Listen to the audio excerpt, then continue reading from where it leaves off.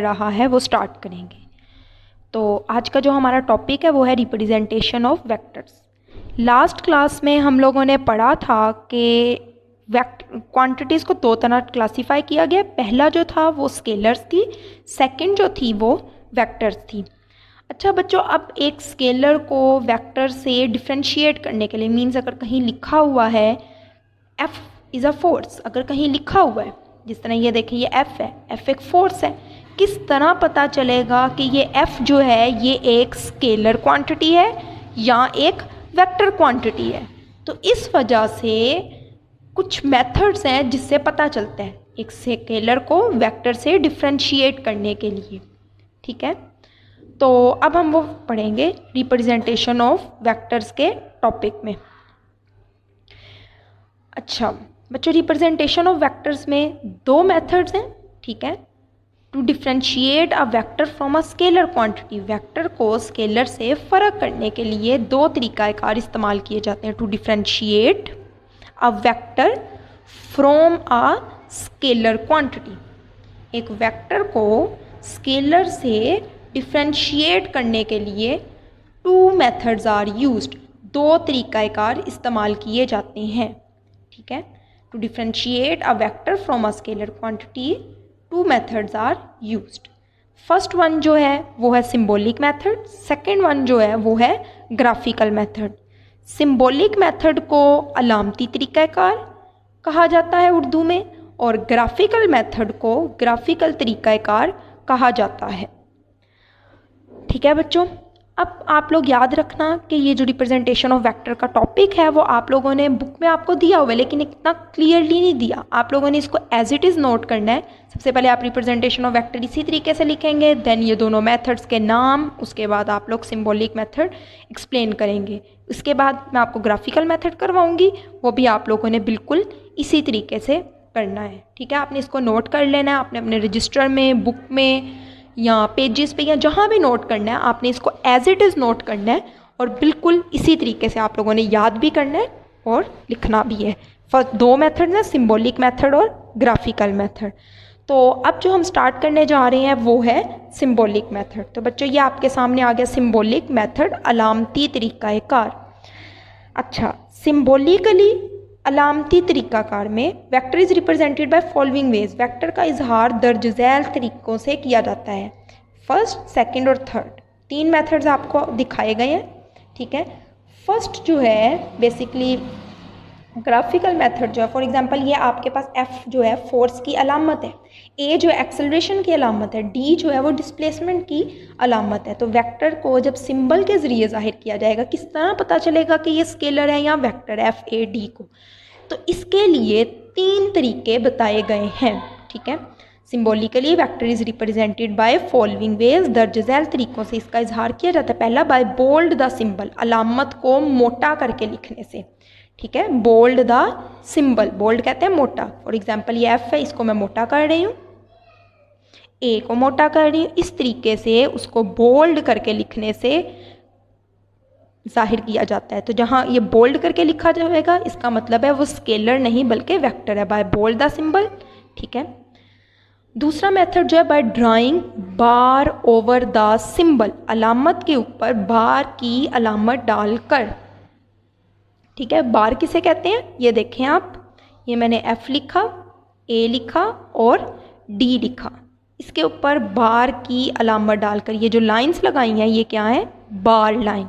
ठीक है, such as, जैसा कि ये नीचे भी दिखाया गया FAD। अच्छा तो बच्चों थर्ड जो मेथड है वो है by drawing arrow over the symbol, जो अलामत है उसके ऊपर तीर की अलामत डाल के, ये देखें ये FAD, इसके ऊपर ये मैंने एरो लाइन लगा रही हूँ, तीर का निशान लगा रही हूँ, तो ये भी इसका तरीक़ाकार है। तो तीन मेथड्स पढ़े, by bold the letter, by drawing bar over the symbol, by drawing arrow over the symbol. बच्चों ऐसा नहीं है कि आपने ये तीनों मेथड्स यूज़ करने हैं, आपने सिंबॉलिकली वेक्टर को जाहिर करने के कोई से तीन तरीके करने हैं। जैसा कि ये देखें F, A और D सपोज वेक्टर्स हैं, ये इसको आपने मोटा करके भी लिख दिया। ठीक है, उसके ऊपर एरो भी लगा दिया, उसके ऊपर फिर आपने बार भी लगा दिया। इस तरह नहीं आपने करना, आपने या तो उसको मोटा करके लिखना है, या आपने उसके ऊपर बार लगा देना है, या आपने इस तरीके से उसके ऊपर एरो लाइन लगा देनी है। ठीक है, तो बच्चों ये था आप लोगों का सिंबॉलिक मेथड। अब हम जो स्टार्ट करेंगे वो करेंगे ग्राफिकल मेथड। उससे पहले देख लें bold the letter, drawing bar over the symbol, या फिर एरो लाइन लगाकर वेक्टर का इजहार सिंबॉलिक मेथड से किया जाता है।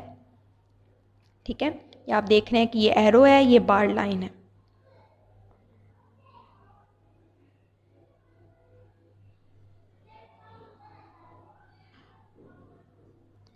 अच्छा बच्चों, ये है आपका ग्राफिकल मेथड। ग्राफ में वेक्टर को जाहिर करने का जो तरीक़ाकार है वो क्या होता है, ये मैंने आपको लिखा हुआ है, आपने इसको एज इट इज़ याद करना है। ठीक है, अब हम स्टार्ट करते हैं ग्राफिकल मेथड। ग्राफिकली जो वेक्टर को है उसको एक एरो लाइन से जाहिर किया जाता है। Graphically a vector is represented by an arrow line. Graphically vector का इजहार एक तीर के निशान से किया जाता है। The length of the arrow represents magnitude. Length जो है वो मैग्नीट्यूड को जाहिर करती है, एंड हेड जो है ऑफ एरो रिप्रेजेंट्स डायरेक्शन, सिमत को जाहिर करता है। ठीक है बच्चों, with the help of suitable scale, मुनासिब स्केल के ज़रिए, एंड डायरेक्शन इंडिकेटर, और डायरेक्शन इंडिकेटर के ज़रिए। अब ये जो मैंने टर्म्स अंडरलाइन किए हैं इसको वन बाय वन मैं आप लोगों को समझाऊंगी। ठीक है, कि बेसिकली एरो लाइन, ये देखें, आप देख रहे हैं कि ये एक एरो लाइन है, ये एक तीर का निशान है। अब इस एरो लाइन की जो लेंथ है, ठीक है, ये पहली लाइन देखें, graphically a vector is represented by an arrow line. Graphically vector का इजहार एक तीर के निशान से किया जाता है। The length of the arrow represents magnitude. ये देखें बच्चों, फॉर एग्जांपल 5 न्यूटन फोर्स है। ठीक है, तो 5 न्यूटन जो है ये लाइन जाहिर कर रही है। लेट्स सपोज ये जो लेंथ है, हम फर्ज कर लेते हैं कि बॉडी पे जो फोर्स लग रही है वो 5 न्यूटन है, तो ये जो लाइन होगी ये किसको जाहिर करेगी, magnitude. The length of the arrow represents magnitude. इसको आपने 5 सेंटीमीटर लाइन से जाहिर कर दिया, तो ये लेंथ कितनी होगी, 5 centimetre. And the head of the arrow represents direction. और इसका जो हेड होता है ये, ठीक है, ये किसको जाहिर करता है, डायरेक्शन को जाहिर करता है।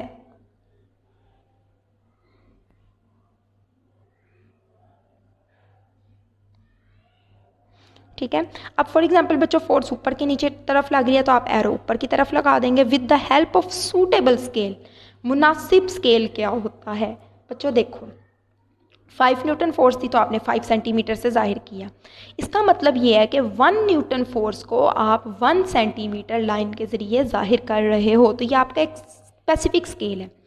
अब बच्चों फ़र्ज़ कर लेते हैं कि अब एक बॉडी पे फोर्स लग रही है 5000 न्यूटन। 5 न्यूटन तो आपने 5 सेंटीमीटर से जाहिर कर लिया, लेकिन अब 5000 न्यूटन अगर फोर्स लग रही हो तो क्या आप पेपर में 5000 सेंटीमीटर लाइन लगा सकते हो, वो तो लगाना पॉसिबल नहीं है। तब आप लोग एक स्केल का इंतखाब करते हो, एक मुंतखब करते हो स्केल।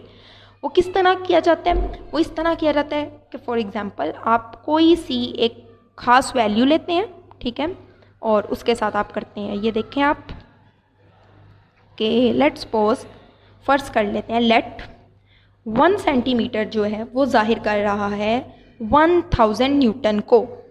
ठीक है, तो इस तरीके से 5000 न्यूटन को जाहिर करने के लिए 5 centimetre is equal to 5000 newton.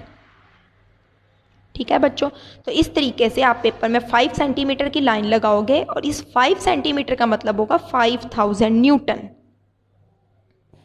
ठीक है, अब फर्ज कर लें कि 10,000 न्यूटन फोर्स लग रही है, तो क्या होगा, तब ये जो हम फर्ज कर रहे हैं कि अगर ये जो 1 सेंटीमीटर है ये जाहिर कर रहा है 2000 न्यूटन को, तो फिर 5 सेंटीमीटर किसको जाहिर करेगा, 10,000, तो ये लाइन 10,000 न्यूटन को जाहिर करेगी। इसको कहा जाता है सूटेबल स्केल, एक मुनासिब स्केल के 5 सेंटीमीटर 10,000 न्यूटन को जाहिर कर रहा है। आगे डायरेक्शन इंडिकेटर। अच्छा बच्चों, डायरेक्शन इंडिकेटर में आप देखें, ये जो है नॉर्थ को जाहिर करता है, ये ईस्ट को, ये वेस्ट को, ये साउथ को, मीन्स मशरिक, मगरिब, शमाल, जनूब। ठीक है, अब अगर बॉडी पे फोर्स जिस तरफ लग रही होगी आप इसके ज़रिए जाहिर करेंगे। लेट्स सपोज के फोर्स लग रही है नॉर्थ की तरफ, आप इस तरह एरो लगाएंगे, ईस्ट की तरफ तो आप एरो इस तरह लगाएंगे, अगर वेस्ट की तरफ तो एरो इस तरह लगेगा, अगर साउथ की तरफ तो एरो इस तरीके से लगेगा। But let's suppose force north और ईस्ट के दरमियान लग रही है, नॉर्थ एंड ईस्ट के दरमियान, तो आप इस तरीके से एरो लगाएंगे। अगर नॉर्थ और वेस्ट के दरमियान तो इस तरीके से लगाएंगे। सेम इसी तरह से जहाँ फोर्स लग रही होगी आप उसको जाहिर करेंगे। तो आज की क्लास में हम लोगों ने पढ़ा है कि वेक्टर को जाहिर करने के 2 मेथड्स हैं, सिंबॉलिक मेथड, ग्राफिकल मेथड।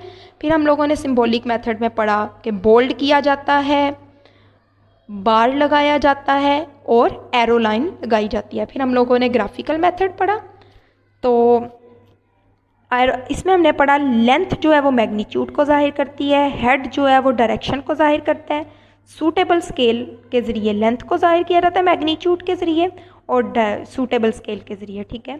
और हेड जो है वो डायरेक्शन को जाहिर करता है डायरेक्शन इंडिकेटर के ज़रिए। बच्चों आज की क्लास के लिए इतना ही, बाकी हम लोग नेक्स्ट क्लास में पढ़ेंगे। नेक्स्ट क्लास में हम पढ़ेंगे कि कौन सी टर्म्स ऐसी हैं जो मोशन से रिलेटेड है, मीन्स हमारा चैप्टर नंबर 2 मोशन से रिलेटेड है। उन टर्म्स को हम 1 बाय 1 डिस्कस करेंगे।